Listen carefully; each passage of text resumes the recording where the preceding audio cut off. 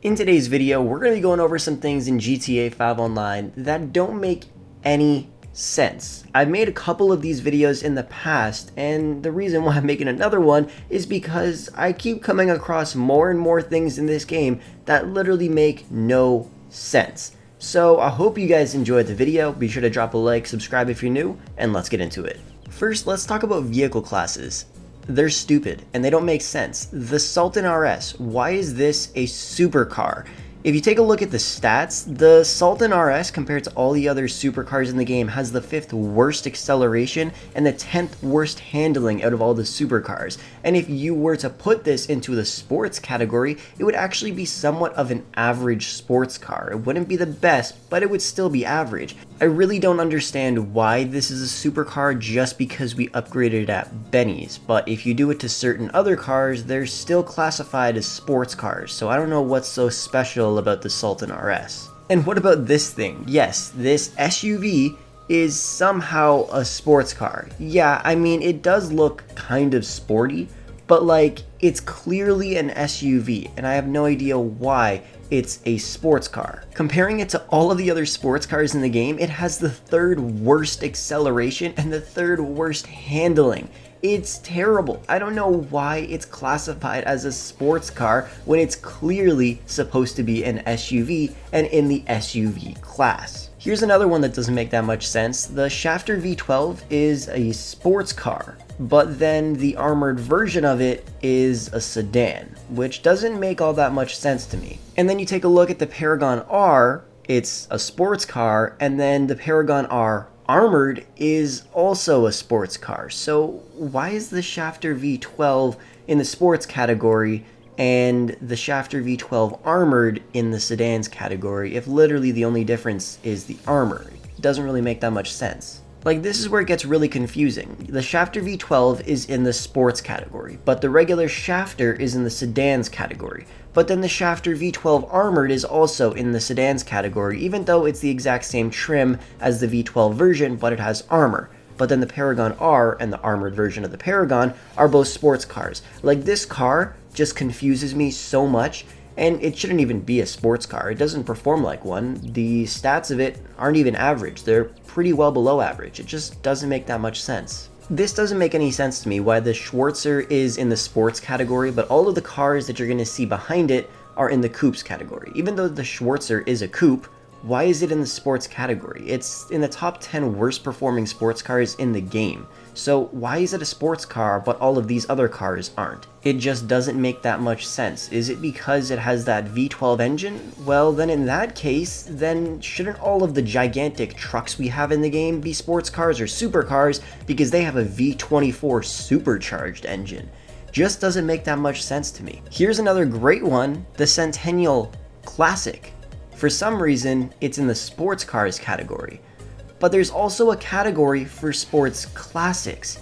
And if I'm not wrong, I'm pretty sure this car was a sports car back in the day, but now it's a sports classics car. So, shouldn't that mean it should be in the sports classics category instead of the sports car category? Because if not, then what's the point of having a sports classics category in the game if they're not going to put sports classics cars in that category? It just doesn't make sense to me. The next thing that makes no sense is the go-karts.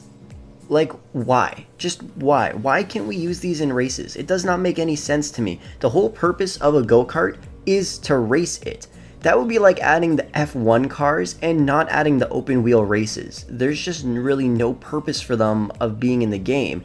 And even if we wanted to make our own race with these, we can't. We're not able to select these in any of the races. Somehow though, some people have actually made go-kart races with the go-karts, but we're not able to bookmark them. I tried to bookmark them, but when I went back into my game, they just weren't there. So it doesn't really make that much sense to me either. Like, I don't know if Rockstar just deleted them or just won't let us play them. I don't really know, but it doesn't make any sense to me why these vehicles are in the game if we can't use them for the one thing that we wanted them for.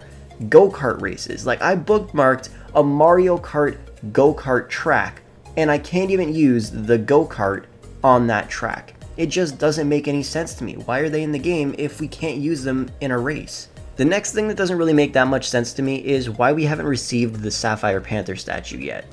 I don't really know why we haven't. Like, why add something to the game and never use it? And the whole community is waiting for it, and by the time they actually do release it for a short period of time, we're all gonna be like, okay, whatever. But most likely we're still gonna do the Calperico heist because you can get a massive payout from doing it. So that's what we're all waiting for. Like, what's the deal, Rockstar? Just add it to the game. And they should have added it a very long time ago. Now, the Calperico heist was released right around the same time the Diamond Casino heist was released. And according to that timeline, diamonds were released into the game twice by this point in time when I'm recording this video on April 1st. So if they were following the same timeline, the Sapphire Panther statue should have been added twice and then removed. So then we would have seen it twice since the new year started. But we haven't seen it even one time, which is really annoying. I really just don't understand why they won't add it to the game in one event week. It's not that hard. All they gotta do is say the Panther statue is available now to steal in the Calperico heist.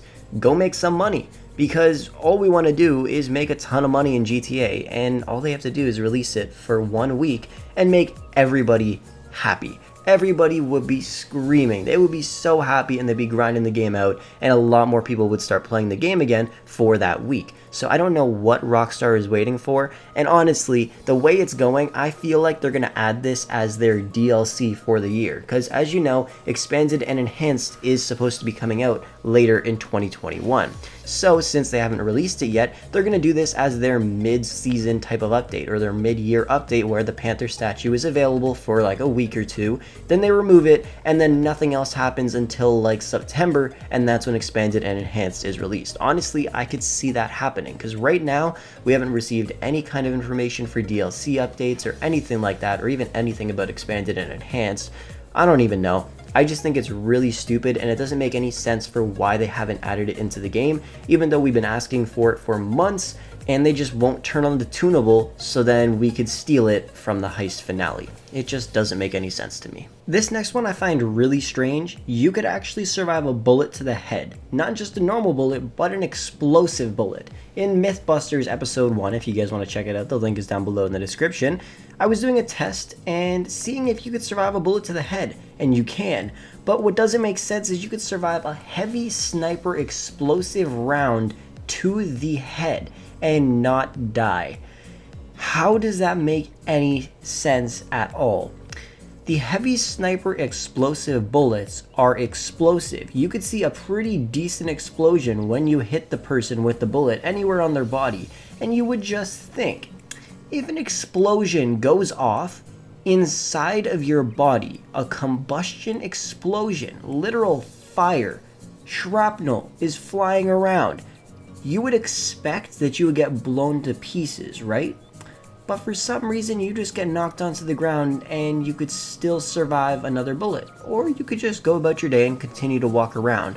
It just doesn't make any sense how you can survive an explosive bullet to the head and still be perfectly fine. Obviously there's a lot of other things in this game that don't make a lot of sense, but I didn't want to make the video too long, so if there's anything I missed, be sure to comment them down below, and if you want to see another episode of this, there's also a link down below in the description for that.